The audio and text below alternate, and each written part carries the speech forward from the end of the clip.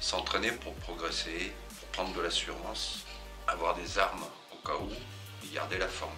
Ça, c'est les premières choses. Dans les sports de combat, c'est primordial. Je dirais même mieux, c'est la base. Ressentir, affronter sa peur, donner, mais accepter de recevoir. Gérer son stress, sa crainte, c'est un tout. La compétition, c'est un aboutissement. Un enseignant complet est monté sur les tapis ou sur un ring. Il sait de quoi il parle. Il a connu tous ces faits, le stress, et ainsi de suite. Il peut le décrire, il peut le transmettre à ses élèves, il peut l'expliquer. Cette angoisse, ce stress, l'adaptation à l'adversaire, la douleur, parfois le sang, et aussi l'après-combat, avec tout ce que ça entraîne. Les blessures, les doutes, c'est important ça. La self, les selfs, c'est différent et pareil en même temps. Ce qui est différent, c'est qu'il n'y a pas de règles, il n'y a pas de tapis, il n'y a pas de ring. Il n'y a pas qu'un adversaire. Sur un ring, fight, on boxe, stop, on arrête.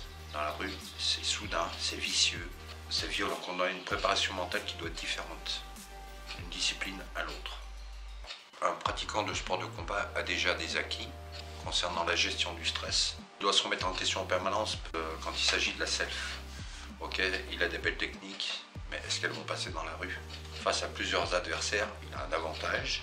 Question de puissance, question de vitesse et de précision, mais pas que.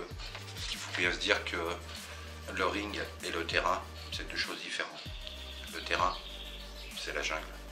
Donc si on n'a pas été confronté à ces faits, que ce soit en boxe, dans les sports de combat ou dans les selfs, on ne peut pas les retranscrire, on ne peut pas les instruire correctement à ses élèves.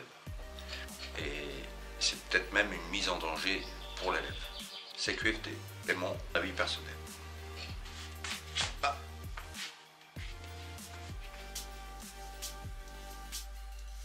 Mais vous êtes encore là? Rentrez chez vous. Allez, portez-vous bien.